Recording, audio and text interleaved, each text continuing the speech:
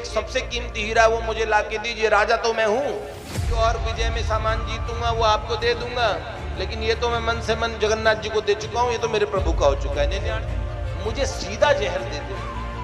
तुमने ये बहुत बड़ी गड़बड़ की, मेरे प्रभु को जहर मिला, तुमने भोग डरा दिया। हट करके उस प्रसाद को पा गए।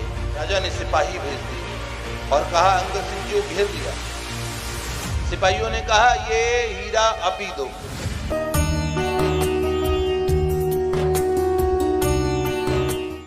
तो भक्तमाल का एक चरित्र हम आपको कह रहे हैं।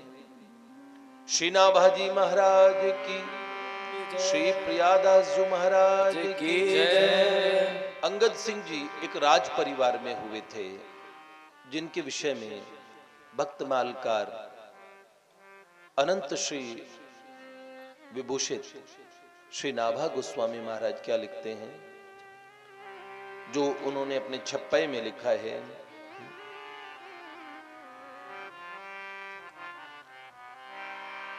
अभिलाष भक्त अंगद को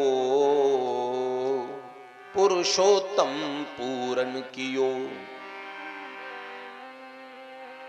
नग अमोल एकता ही सबे भूपति मिल जाचे। सामदाम बहु करे दास नाहिन मत कांचे। एक समय संकष्ट लेय पानी मह डार्यो, प्रभु तिहारी वस्तु वदन ते वचन उचार्यो। पांच दोय सतकोस ते हरि हीरा ले उर्धर्यो। पांच दोय सतकोस ते हरि हीरा ले उर्धर्यो। अभिलाष भक्त अंगद को पुरुषोत्तम पूरन कर्यो। अभिलाष भक्त अंगद को पुरुषोत्तम पूरन कर्यो। श्री अंगद सिंह जी महाराज की जय। एक रियासत हुआ करती थी आज से 300-400 वर्ष पूर्व, जिसका नाम था रायसेनगढ़। रायसेनगढ़ के जो राजा थे सिलाहदी सिंह, उनके चाचा थे अंगद सिंह जी। ये बड़े विमुख थे।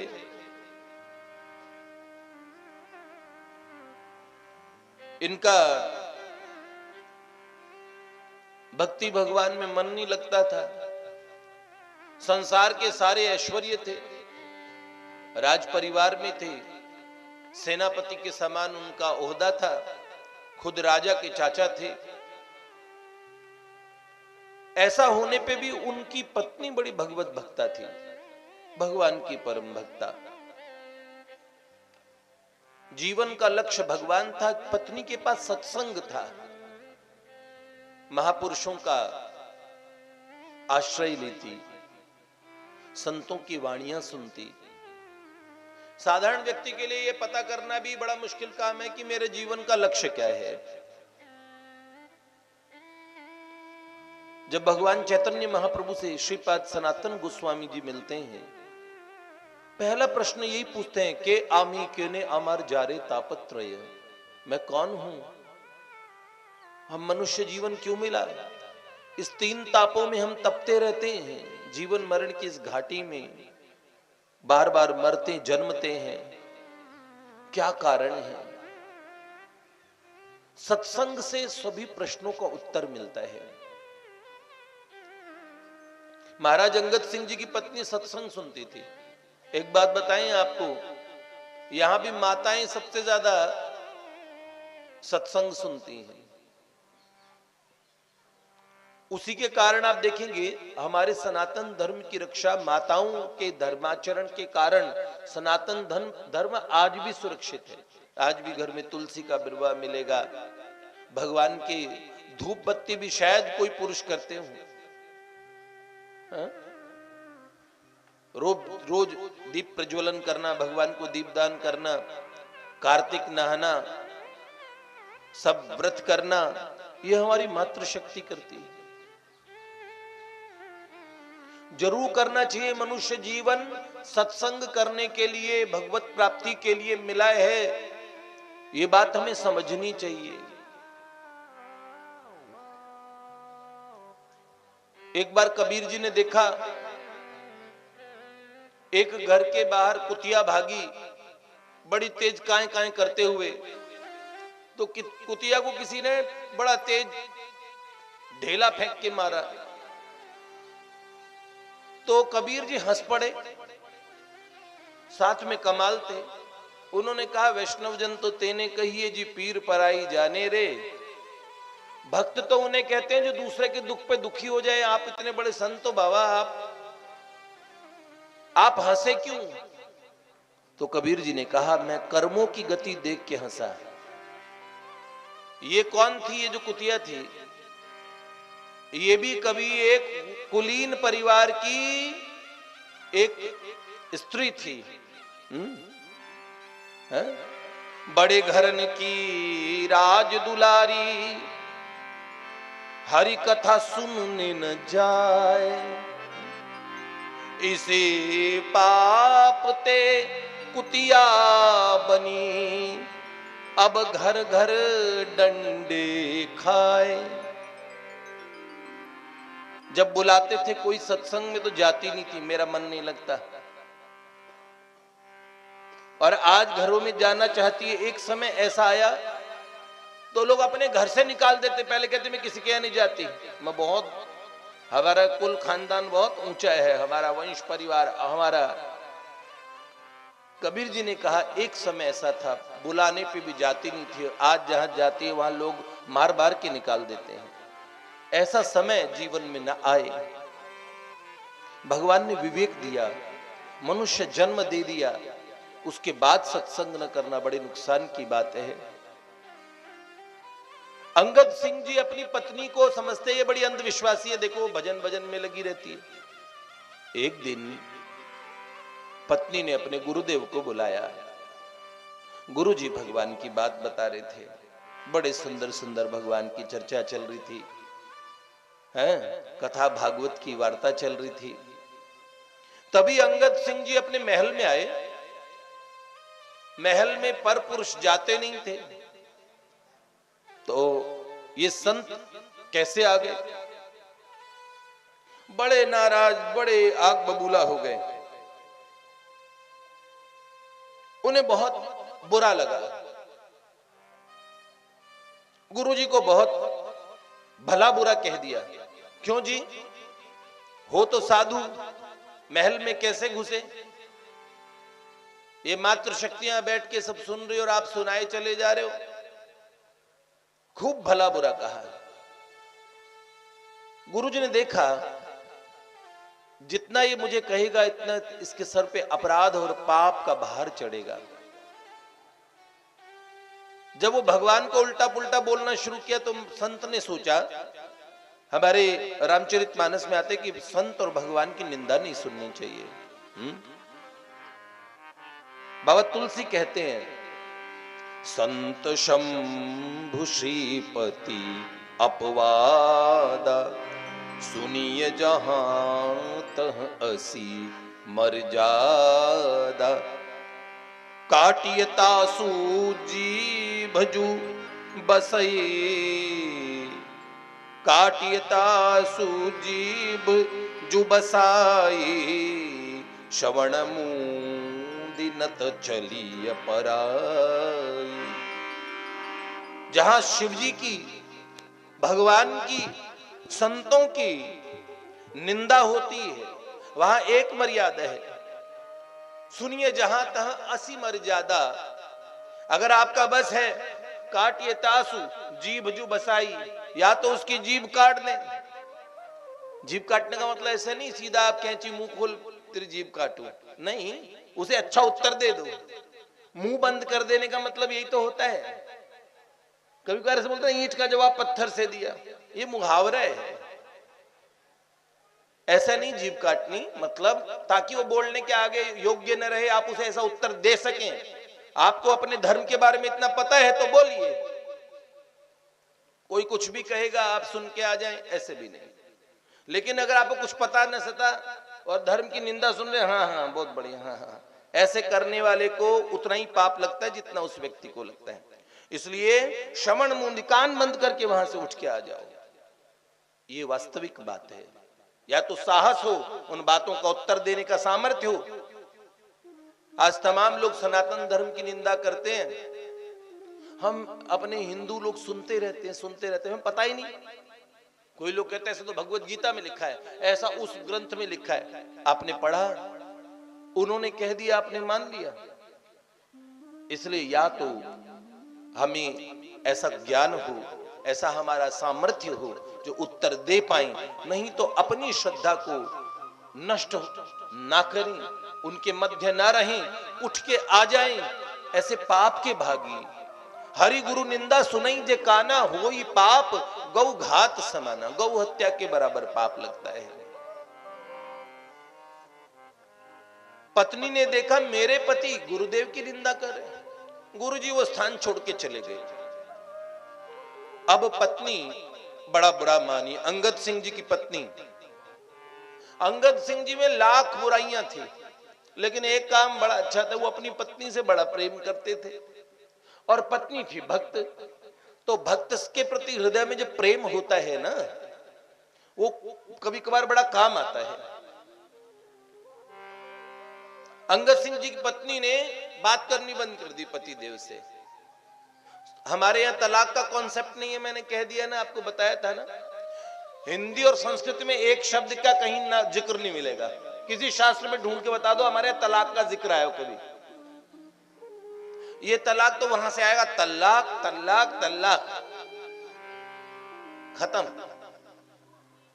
कबूल कबूल कबूल से शुरू हुआ, तलाक तलाक तलाक पे खत्म हुआ।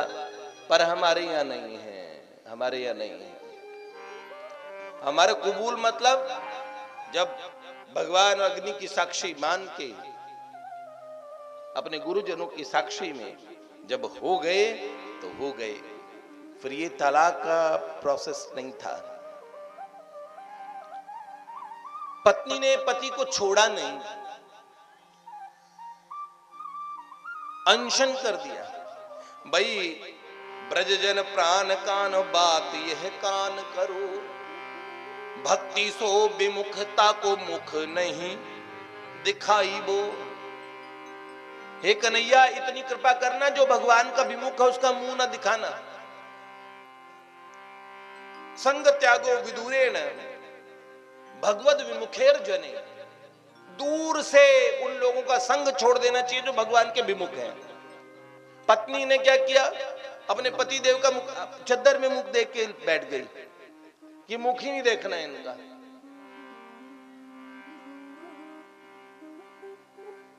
बाबा तुलसी ने कहा ना, जाके प्रिय न राम बेदेहि तजिए ताहि कोटि बैरी सम जदपि परम सनेही। ऐसे पत्नी बड़ी दिव्य रूपा थी। अंगद सिंह जी इतने बेचैन हुए,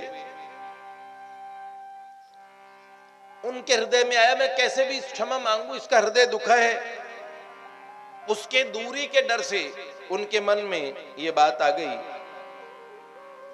कि कहीं ये मुझसे दूर ना हो जाए, बार बार मनाने लगे। और अंत में क्या लिखा, नाभाजी प्रियादास जी ने कवित्त लिखा, उसमें बताया क्या किया अंगद जी ने। रायसिन गढ़ वासन नृप सुशीला हदी जूता को ये है काका रहे अंगद विमुख है। रायसिन गढ़ वास नृप सुशीला हदी जूता को ये है काका रहे अंगद विमुख है। बाकी नारी प्यारी प्रभु साधु वेशधारी पुर आए गुरु घर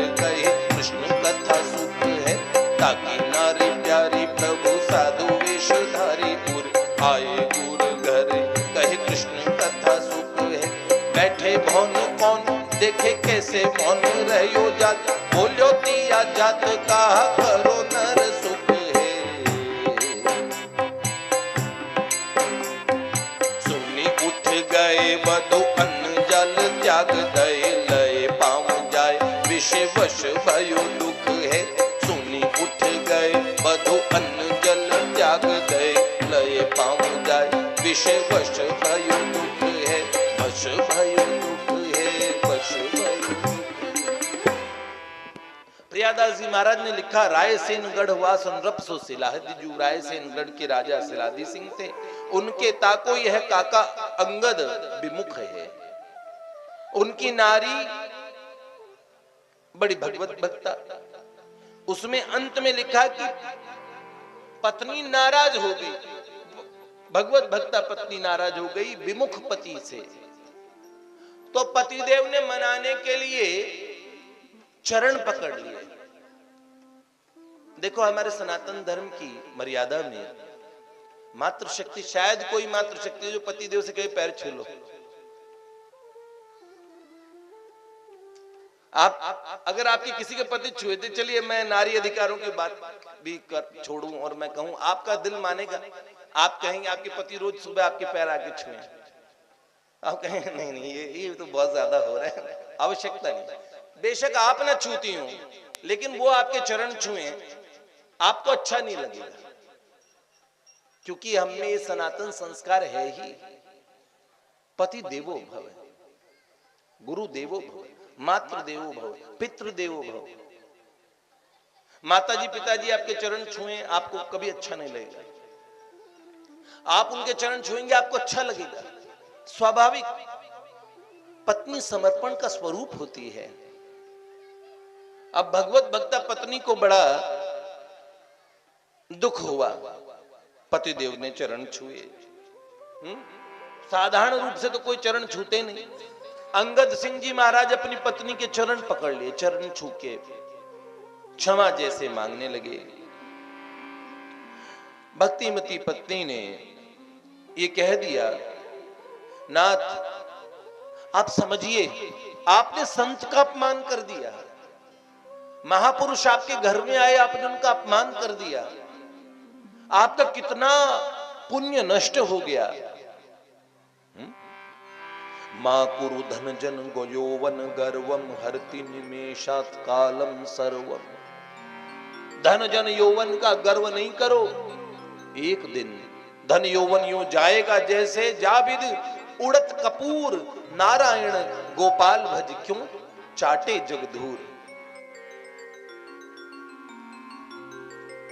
काम क्रोध मद लोभ सब नाथ नरक के पंथ, सब परिहरि रघुबीर ही भजई भजई जहि संत, भजऊ भजई जहि संत। जैसे संत भगवान का भजन करते हैं, काम क्रोध मद लोभ को छोड़ के, हे नाथ आप भी ऐसा करें। अपने गुरु जो मेरे गुरुदेव हैं उनसे क्षमा प्रार्थना कीजिए, उन्हें मनाइए, मेरे चरण ना पकड़िए। और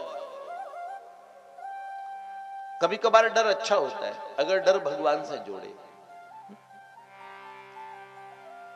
खोजी जी का जो मैंने चरित्र सुनाया था, उनका एक दोहा है, डर पारस डर परम गुरु, डर करनी में सार, खोजी डरे सो उबरे, और गाफिल पावे मार।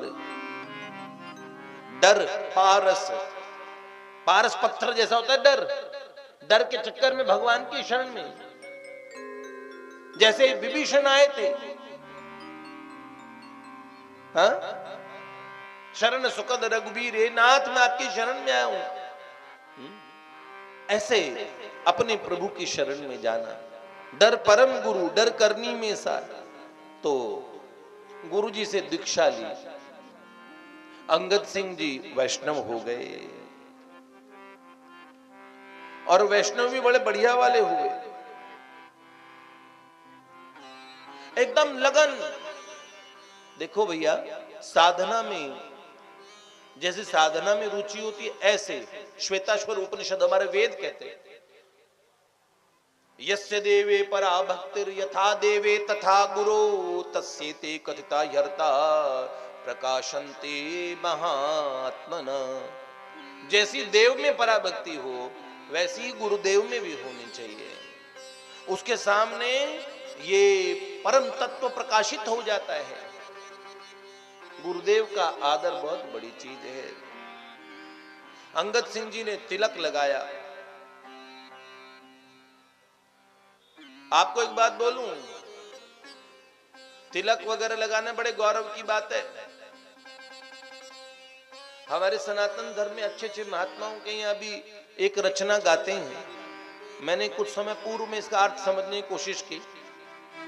फिर अभी कुछ दिन पहले पूज्य पाद वृंदावन में श्री राधारमण लाल जी के गोस्वामी पूज्य श्री पुंडरीक गोस्वामी महाराज भी कह रहे थे, ये जो गाते ना छाप तिलक सब छीनी मोते नैना मिलाई के, ये उस समय का वर्णन है जब हमारे धर्म के लोगों के छाप तिलक सब उतारे जा रहे थे, छीने जा रहे थे, तिलक का अपमान किया जा रहा था। सच में, हाँ, अमित को अब्दुल बना देते थे, हैं? मीनाक्षी को मीना बना देते थे, मीना बाजारी खोल रखा था। पूरा धर्म बदल दिया भैया। कौन रेशमा बन गई, कौन फातिमा बन गई, कौन करीम अकरम बुकरम बने कि नहीं बने। उस समय धर्म परिवर्तन कराया जाता था, उस समय ये गीत बनाया गया था। छाप तिलक सब छीनी मोते नैना मिलाए के। अरे संत तो छाप तिलक देते हैं। छाप तिलक का अनादर हमारे सनातन, कितना गौरव की बात है। अंगद सिंह जी के तिलक लग गया। अब भक्त हो गए, गुरु जी को बुलाया, समझ गए और उन्हें समझ में आया, संतन के संग लाग रे तेरी अच्छी बनेगी, संतन के संग लाग रे तेरी अच्छी बनेगी, अच्छी बनेगी तेरी बिगड़ी बनेगी, अच्छी बनेगी तेरी बिगड़ी बनेगी, अच्छी बनेगी तेरी बिगड़ी बनेगी, अच्छी बनेगी तेरी बिगड़ी बनेगी।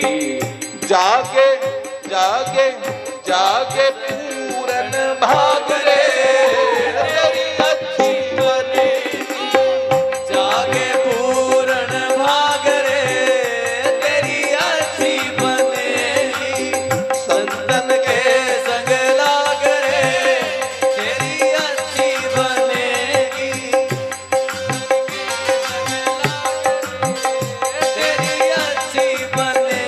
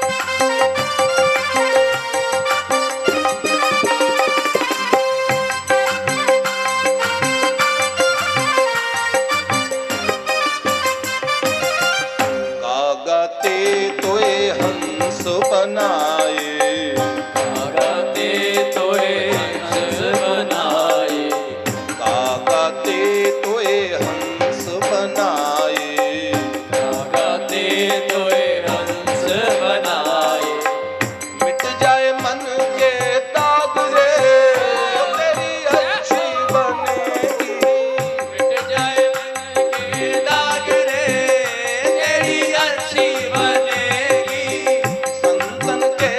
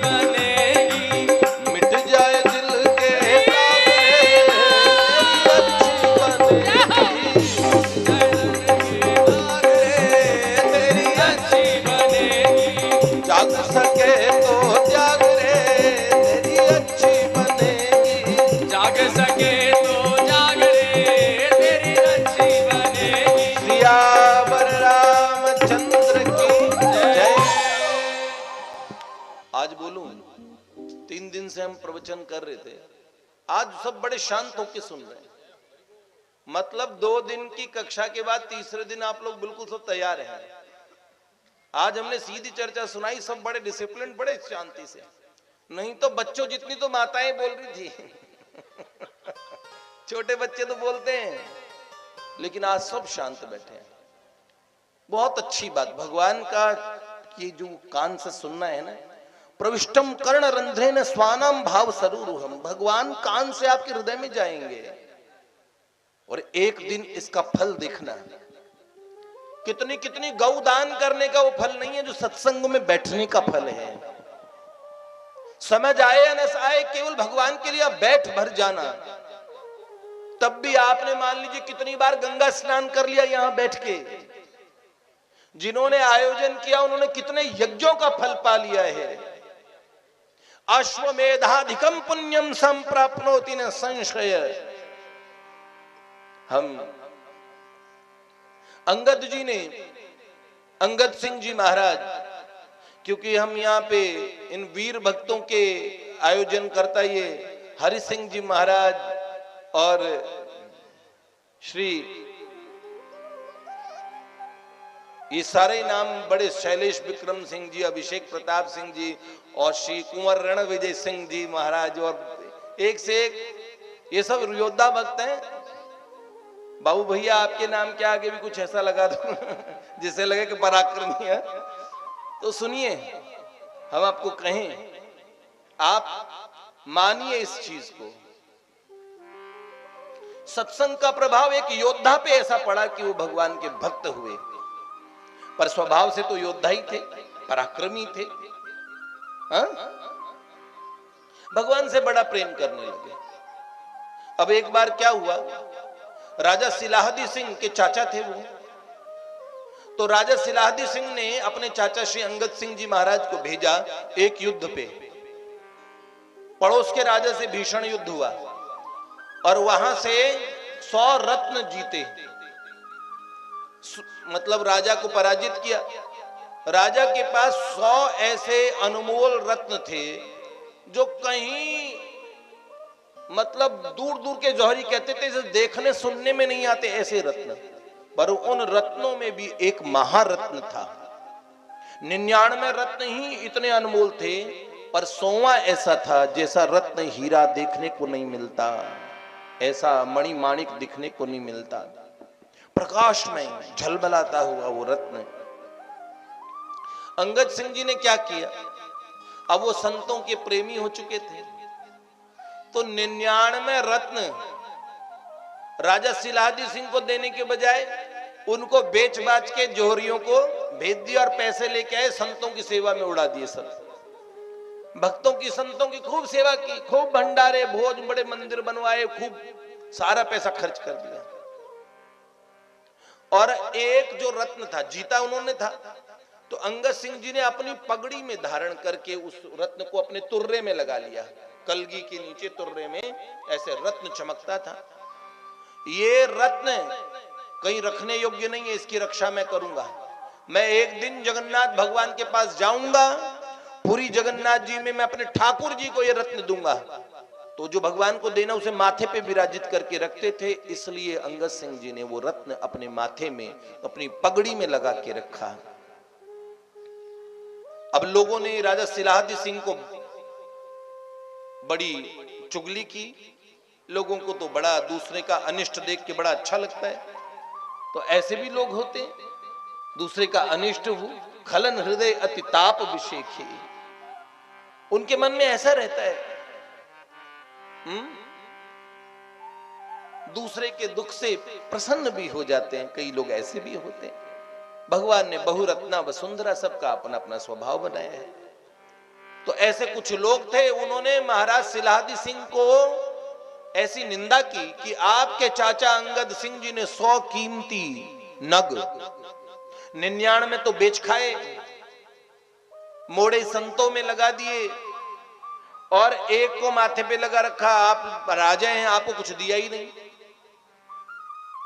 अब महाराज सिलाहदी सिंह बड़ा बिगड़े, इसलिए निंदक को अपने पास नहीं रखना चाहिए। कब आपके मन मस्तिष्क को मैला कर देगा। निंदक के पास बैठना है तो अपने निंदक के पास बैठिए जो आपकी निंदा करने का साहस करता हो। दूसरे की निंदा करने वाले को अपने पास नहीं बिठाना चाहिए। तो भैया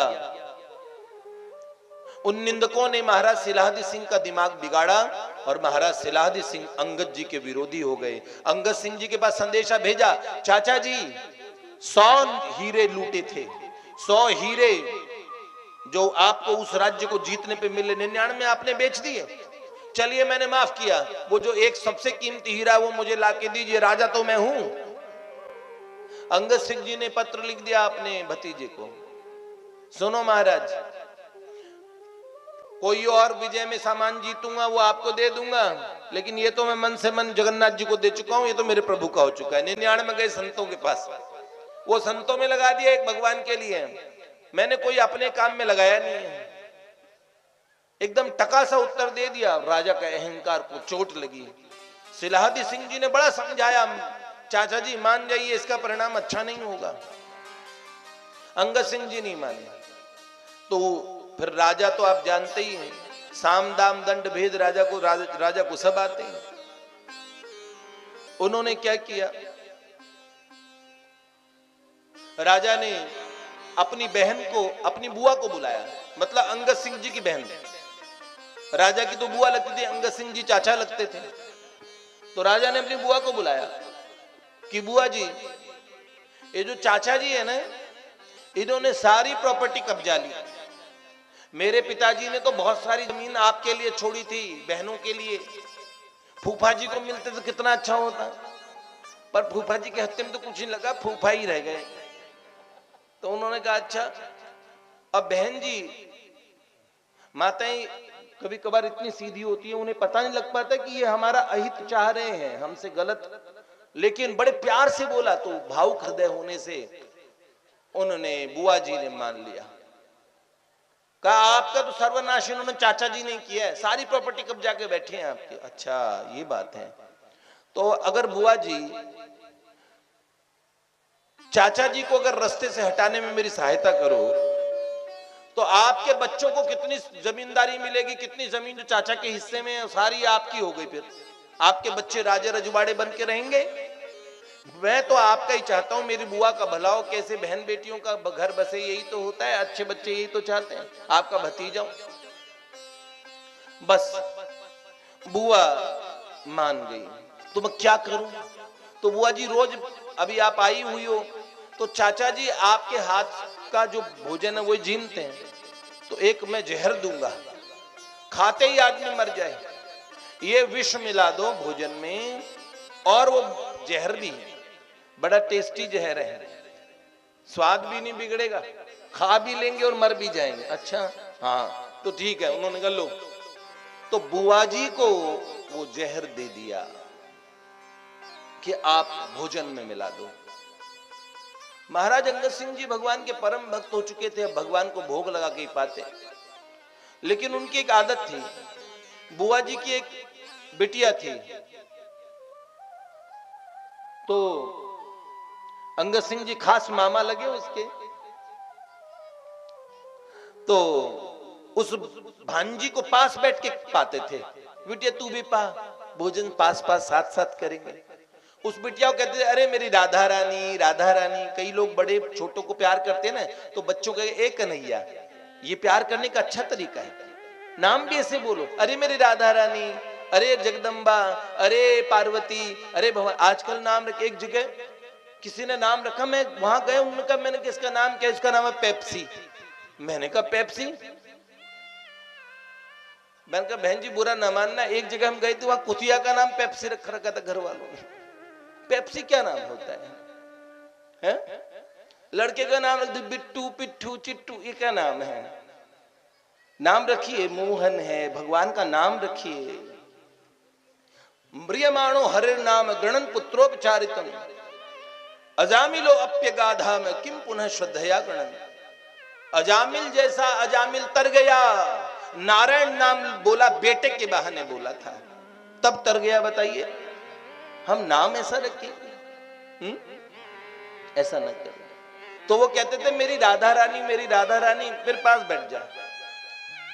तो अपनी बहन की बिटिया को अंगद सिंह जी साथ में भोजन कराते थे।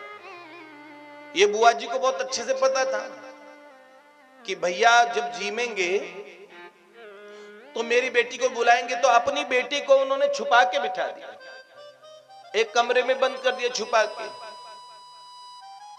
और अंगद सिंह जी ने बहुत पुकारा, मेरी लाडो, अरे राधा रानी कहां छुपी हो, साथ साथ जीमेंगे, देखो मामा प्रसाद पाएंगे, तुम भी जीमो। अब उन्होंने बहुत बुलाया, इतना बुलाया अंगद सिंह जी ने, तो बुआ जी बोली भैया आप पाओ ना, वो बिटिया कहीं खेलने गई हुई है। अंगद सिंह जी ने कहा बहना मैं क्या बताऊं, बिल्कुल तुम्हारी परछाई है उस बेटी में, बिल्कुल मेरी बहन जैसी बड़ी प्यारी सी। इतना प्रेम से बोला। और मैं तो जब से वो आई है तब से मुझे लगता है राधा रानी मेरे पास बैठी है, तो मैं राधा रानी को भोजन पवाए बिना कैसे पाऊं। अब ऐसे बोला, भाई का निर्मल प्रेम बोला, भाई की भाव भंगिमा देखी और बहन के मन में बड़ा प्यार आ गया। अरे मैं तो अपने भाई को जहर दे के मार रही हूं, आज तक इस भाई ने मेरा कभी बुरा नहीं किया। अरे भाड़ में जाए जमीन, मुझे नहीं पाए चाहिए जमीन, मेरे भैया को मार के जमीन थोड़ी देर। अब बहन ने रोने लगी, हाथ जोड़ लिए, भैया अब ये प्रसाद, ये भोजन मत पाना। अंगद सिंह जी ने कहा जी क्या बात हुई, अभी थोड़ी देर पहले कह रही थी भोजन पाओ जल्दी पाओ, अब कह रही हो मत पाओ। तो उन्होंने कहा भैया मैंने राजा के कहने पे इसमें जहर मिला दिया, इसमें भयानक कालकूट विष है, आप खाएंगे तो मर जाएंगे। अंगद सिंह जी ने गंभीर होकर बहन से पूछा, क्या ये भोग भगवान को भोग लगाया तुमने, क्या ये भगवान ने आरोगा? तो बोले जी भैया।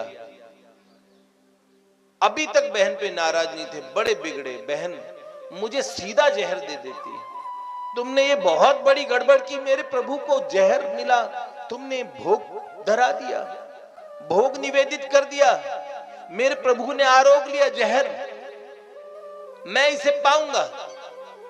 बहुत मना किया। अंगद सिंह जी ने दरवाजे बंद कर लिए, रोने लगे, इतना रोए, हे नाथ, जैसे एक बार भरत जी महाराज बहुत नाराज हुए थे कैकेयी मैया पे कि तूने ये क्या किया। धीरज धरी भरी लेहि उसासा, पापिन सब ही भांति कुल नासा। जब ते कुमति कुमत जिय ठहऊं, खंड खंड हुई हृदय न गयऊं। बर मांगत मन भई नहीं पीरा, गरियन जीह मुख परेऊ न कीरा। भरत जी कहने लगे, अरे मां, अरे पापनी, तूने सारे कुल का नाश कर दिया। जब ते कुमति कुमत जी ठयऊं, जब से ये कुमति और कुमत तेरे मन में आया, तब से तेरा हृदय खंड खंड क्यों नहीं हो गया। बर मांगत मन भई नहीं पीरा, तूने राम जी को वनवास मांग लिया, तुझे मन में पीड़ा नहीं हुई। गरिहन जीह मुख परेऊ न कीरा, तेरी जीभ क्यों न गल के गिर गई, तेरे मुंह में कीड़े क्यों न पड़े। ऐसे अपनी मां को डांटा था। राम, ऐसी राम जी की द्रोहिणी, उसका मैं पुत्र। अंगद सिंह जी बहुत रोए, बहन तूने बहुत बुरा किया, मुझे विष देती, बोलती भैया ये विष पालो, तुम्हारे लिए विष पी जाता मैं, मेरे प्रभु को विष दे दिया। दरवाजा बंद कर लिया और कहा, नाथ क्षमा करना। और जैसे ही वो उस प्रसाद को आरोगने लगे, जब मेरे प्रभु ने पाया मैं क्यों ना पाऊं, मैं भी इसे ही पाऊंगा। भगवान प्रकट हो गए, हाथ पकड़ लिए, अंगद सिंह जी से न पाइए, इसमें विषय आपकी बहन ने बताया ना। तो रोने लगे, नाथ आपने भी तो पाया था। हट करके उस प्रसाद को पा गए। भगवान ने कहा, तात आपसे मैं बहुत प्रसन्न हूं, आप पे विष का असर नहीं होगा। ये बात है। हमारे वृंदावन के एक मधुकरिया बाबा थे, वहां मधुकरी मिलती थी। ब्रजवासी कुछ कुछ टूक सब संतों के लिए बचा के रखते, महात्मा राधेश्याम, सीताराम, ऐसे नारायण हरि, इस तरह भगवान नाम की ध्वनि करते हैं। तो मधुकरी ब्रजवासी माताएं देती है, ब्रजवासियों के घर के टूक पाते हैं। पूरी रोटी भी नहीं, अलग रोटी के कुछ ग्रास बना बना के, ऐसे वो मधुकरिया बाबा 6-7 घरों से मांगते, मिलता कुछ पा लेते, पानी में भिगो के पाते। एक बार बाबा को, उनका बड़ा नियम था, भगवान से उनकी बड़ी निष्ठा थी, लेकिन एक दिन ऐसा हो गया जी, उनको इतनी तेज भूख लगी थी। पहले दिन मधुकरी नहीं मिली, दूसरे दिन नहीं मिली, तीसरे दिन नहीं मिली, एक स्थान से थोड़ी सी मधुकरी मिली। तो बाबा और आए, उन्होंने, ऐसी भूख लगी थी कि मैं मर जाऊंगा, प्राण ऐसे व्याकुल थे अन्न के लिए। और बरसों का नियम ऐसे टूटा कि उन्होंने मधुकरी का जो मिला था, उस मधुकरी में अच्छी वस्तु कोई मिल गई थी, उन्होंने तत्काल उसे मुख में रख लिया। अब मुख में रख लिया, निगला नहीं, बड़े दुखी हुए।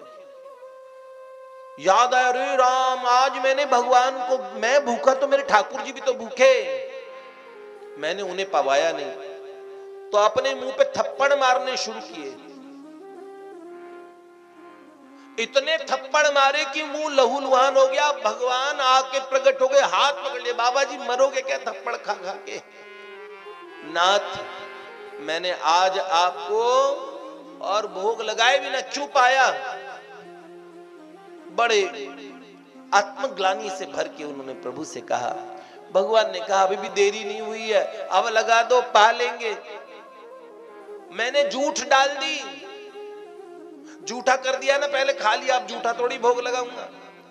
भगवान कहते थे, ओ बाबा, रोज तू मुझे बड़ा सुच्चा खिलाता था, ब्रजवासी अपने घर में खाया पिया जो भी है उसी में से, उसी रसोई में से सब पाते हैं, तुम्हारे लिए रोटी के कुछ हिस्से तोड़ के रखते, रोज ब्रजवासियों का जूठा खाता हूं, आज तुम्हारा भी खा लूंगा, दे दो ना, मरने को क्यों तैयार हो?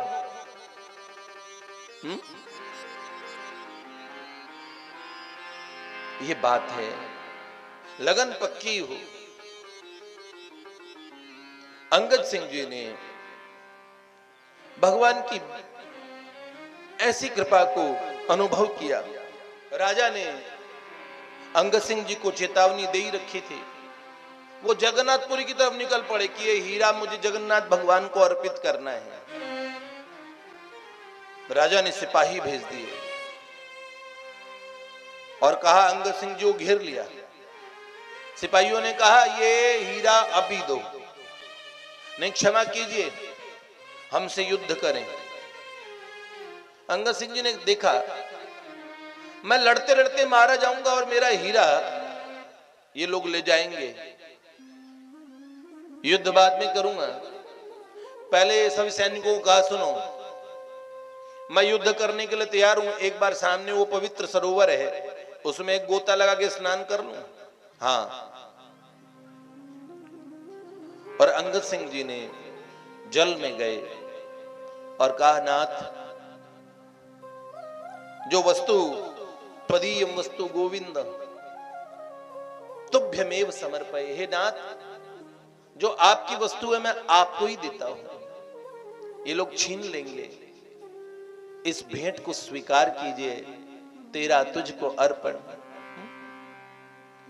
मेरा मुझ में कुछ नहीं, जो कुछ है सो तोर, और तेरा तुझको सौंपते क्या लागत प्रभु मोर।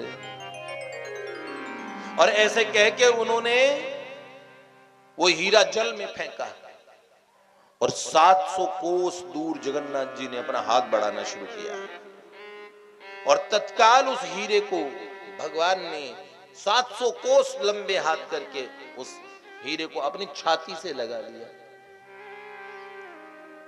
सैनिकों को बात हो रही, हीरा फेंक दिया, हीरा फेंक दिया। राजा को बोला,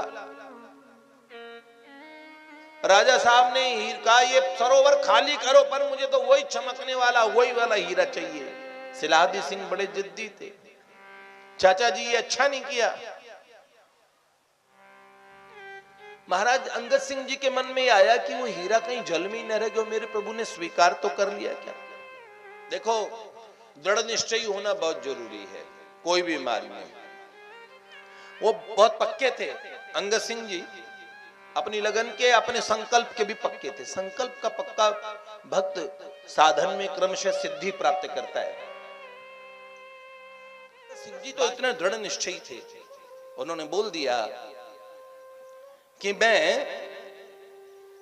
महाराज ये मैंने भगवान को अर्पित कर दी। त्वदीयं वस्तु गोविंद तुभ्यमेव समर्पये नाथ, ये मैं आपको समर्पित कर चुका हूं। तो राजा को साफ कह दिया और भगवान ने भी कोई प्रेम से, भगवान का नियम है जो भजते मुझे भाव से मैं उनका ही हो जाता, जो भजते मुझे भाव से मैं उनका ही हो जाता, जो भजते मुझे भाव से मैं उनका ही हो जाता, जो भजते मुझे भाव से मैं उनका ही हो जाता।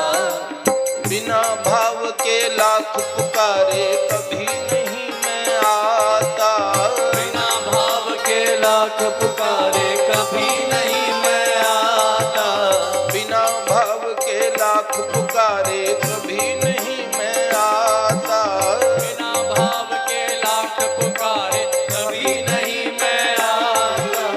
भाव भरी सुन टेर भक्त की, भाव भरी सुन टेर भक्त की, मुझसे रहा न जाता, जो भजते मुझे भाव से उनका ही हो जाता, जो भजते मुझे भाव से मैं उनका ही हो जाता, जो भजते मुझे भाव से मैं उनका ही हो जाता, जो भजते मुझे भाव से मैं उनका ही हो जाता। आप जानते हैं भगवान को ऐसा भाव, ऐसी बहुशाखा वाली बुद्धि जिनमें ना हो, हाँ? भगवान कहते सम्यक व्यवस्थित बुद्धि, एक निश्चय वाली बुद्धि। एक महात्मा थे, उन्होंने देखा है कि एक बार घोड़े को कोई खिला रहे हैं, घोड़े को जैसे वो क्या होता है गुलेल जैसे घोड़े को कुछ कुछ दवाई या कुछ खिला रहे थे ऐसे, तो जबरदस्ती ठूस के खिला रहे थे घोड़े को। तो उन संत ने कहा आज से भगवान मेरा एक ही निर्णय है, मैं तभी खाऊंगा जब आप जैसे इस व्यक्ति ये घोड़े वाले घोड़े को खिला रहा था, ऐसे आप मुझे ठूस के खिलाएंगे तब मैं खाऊंगा। हट पे बैठ गए, 30-40 दिन हो गए अनशन करते हुए एकांत में। वहां पशु पंछियों का पहुंचना बड़ा मुश्किल था, मनुष्य तो बेचारा क्या ही जाता। भगवान का सिंहासन डोल गया, भगवान स्वयं दिव्य थाल में नाना प्रकार के व्यंजन, मिष्ठान, सब पकवान लेके पहुंचे। भगवान ने कहा बाबा जी हम बड़े प्रसन्न हैं, आइए पाइए। भगवान ने कहा लीजिए। एक तो भूखे थे ही, ऊपर से भगवान का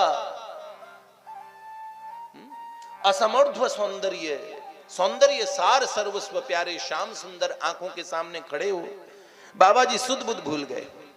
और भगवान ने अपने सुंदर हस्त कमल से और जैसे ही वो प्रसाद लिया और बाबा जी को देने लगे, बाबा जी ने भी भाव भाव में बड़े प्रसन्न होके गदगद हो गए, मुंह खोल लिया। भगवान हंसे और हंसने के बाद भगवान बोले, आपने तो ये निर्णय लिया था ना कि जबरदस्ती ठूस के खिलाएंगे तो ही खाएंगे, आपने तो मुंह खोल दिया, आपका निर्णय कच्चा था। और भगवान खिलखिला के हंसे और भोग प्रसाद लेके अदृश्य हो गए। हालांकि भगवान ने बंदोबस्त कर दिया होगा उनका, भूखे नहीं मरे होंगे, लेकिन भगवान मुझे खिलाए, जबरदस्ती खिलाएंगे तब खाऊंगा। जो कई लोग बड़े निर्णय करते हैं ना, फिर भगवान उनको सामर्थ्य भी देते हैं। हमने देखा पुराने लोग बाबूजी कार्तिक करते थे, एक महीने कार्तिक में पूरे कार्तिक में भूखे रह जाते थे, ऐसे से व्रत करते थे। वो चंद्रायण के जो व्रत करते थे, पुराने लोग उन्हें नारायण तारायण के व्रत कहते हैं। किस तरीके से एक एक महीने की व्रतोपासना कर लेते थे, दृढ़ निश्चयी होते थे। तो सबसे पहली बात है कि दृढ़ निश्चयी होना बहुत जरूरी है। भगवान को अर्पित कर दिया हीरा, और प्रेम से भगवान को अर्पित कर दे, ये बात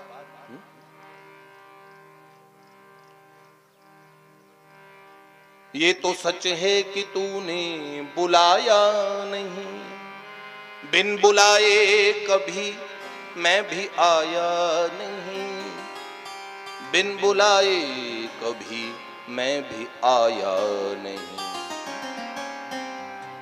तूने प्रेम से मुझको खिलाया नहीं, मैं तो बिदुरानी के छिलके तक खा गया, मैं तो बिदुरानी के छिलके तक खा गया।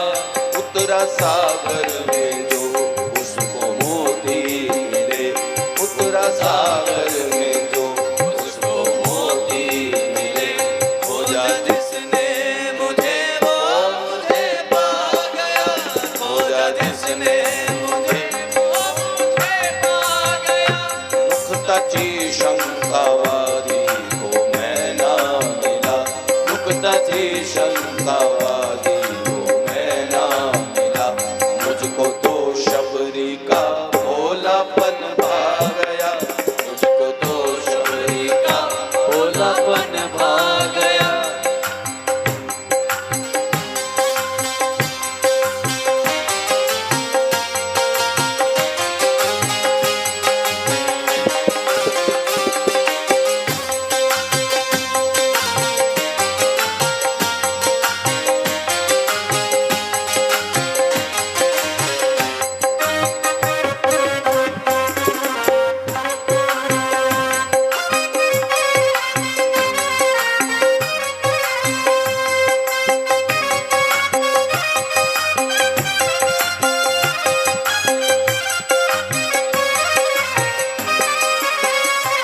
प्यार तो प्यार है, सीधी सी बात है, प्यार तो प्यार है, सीधी सी बात है। प्रेम कब पूछता है कि क्या जात है, प्रेम कब पूछता है कि क्या जात है, प्रेम कब पूछता है कि क्या जात है, प्रेम कब पूछता है कि क्या जात है।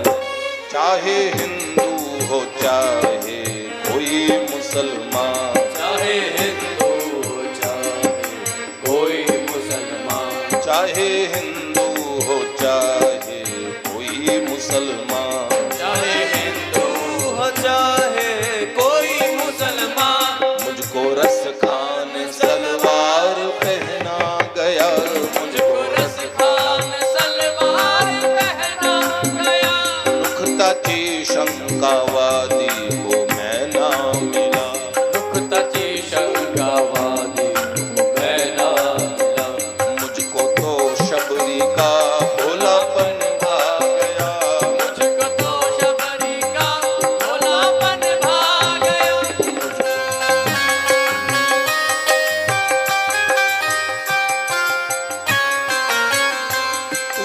मूर्ति कहा मैं भी मूर्तिमान था। तूने मूर्ति कहा मैं भी मूर्तिमान था। तूने पत्थर कहा मैं भी पाषाण था। तूने पत्थर कहा मैं भी पाषाण था। तूने पत्थर कहा मैं भी पाषाण था। तूने पत्थर कहा मैं भी पाषाण था। ये तो तेरे ही विश्वास की बात है। ये तो तेरे विश्वास की बात है। धन्ना जाट बुलाया मैं झट आ गया। धन्ना जाट बुलाया मैं झट आ गया। धन्ना जाट बुलाया मैं झट आ गया। धन्ना जाट बुलाया मैं झट आ गया। नुक्ता जी शंकावादी को मैं ना मिला। नुक्ता जी शंकावादी को मैं ना मिला। मुझको तो शबरी का भोलापन भा गया। मुझको तो शबरी का भोलापन आ गया। मुझको तो शबरी का भोलापन भा गया। मुझको तो शबरी का भोलापन भा गया। मैं तो विदुरानी के छिलके तक खा गया। मैं तो विदुरानी के छिलके तक खा गया। भक्त वत्सल भगवान की जय। हम बता रहे थे कि अंगद सिंह जी ने वो हीरा भगवान को भेंट कर दिया। भगवान को कोई प्रेम से कोई वस्तु भेंट करे, भगवान उसे स्वीकार करते ही हैं। जगन्नाथ भगवान ने अपने पंडों को भेजा, जाके बोलिए अंगद सिंह जी को मेरे दर्शन करने आए, वो हीरा हमने स्वीकार कर लिया है। 700 कोस के हाथ बना के हमने उस हीरे को अपनी छाती से लगाया है, आके दर्शन तो करें। और अंगद सिंह जी जगन्नाथपुरी गए और भगवान को देखा, और देखा तो मुनि मनहारी भगवान स्वयं प्रकट हो गए। अंगद सिंह जी गदगद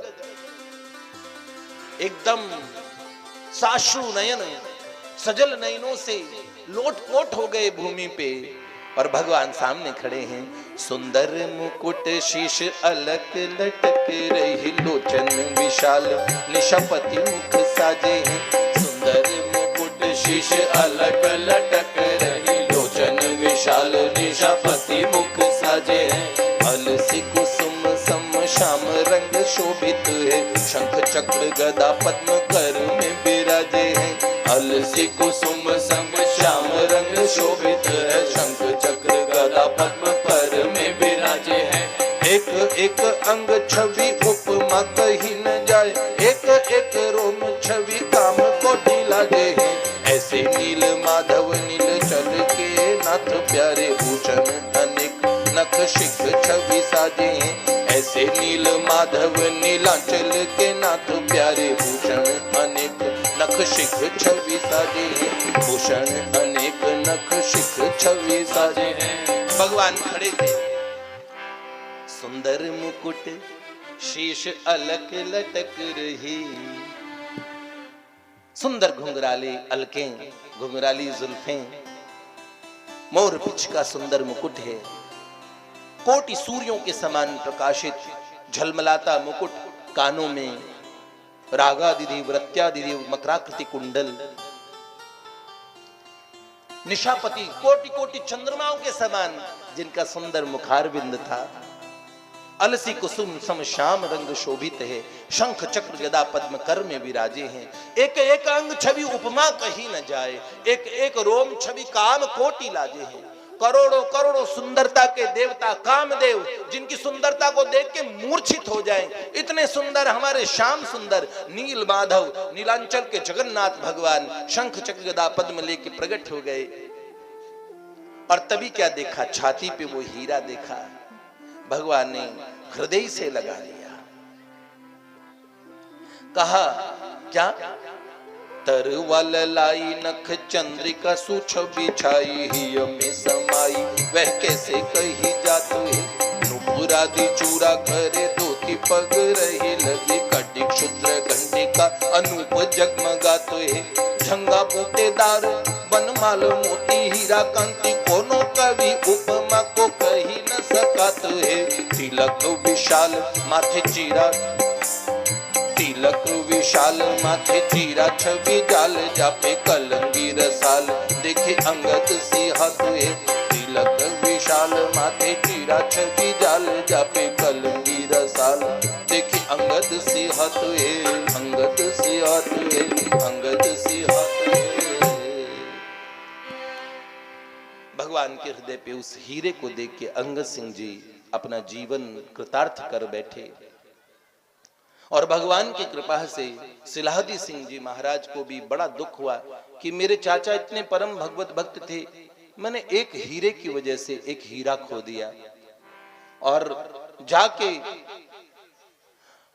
महाराज सिलाहदी सिंह जी ने अनशन कर दिया कि मेरे चाचा जी को लेके आओगे तब मैं कुछ खाऊंगा। उनका सच्चा पश्चाताप देख के भगवान ने अंगद सिंह जी को बोला, आप जाइए रायसेनगढ़ में अपनी रियासत में जाइए, आपका भतीजा भी अब भगवत भक्त हो चुका है और लोगों को भगवत भक्ति से ओतप्रोत कीजिए, संतों की सेवा कीजिए, इसमें ही मेरी परम प्रसन्नता है। भक्तमाल के अंगद सिंह जी महाराज का ये चरित्र हमने आपको आज कहा।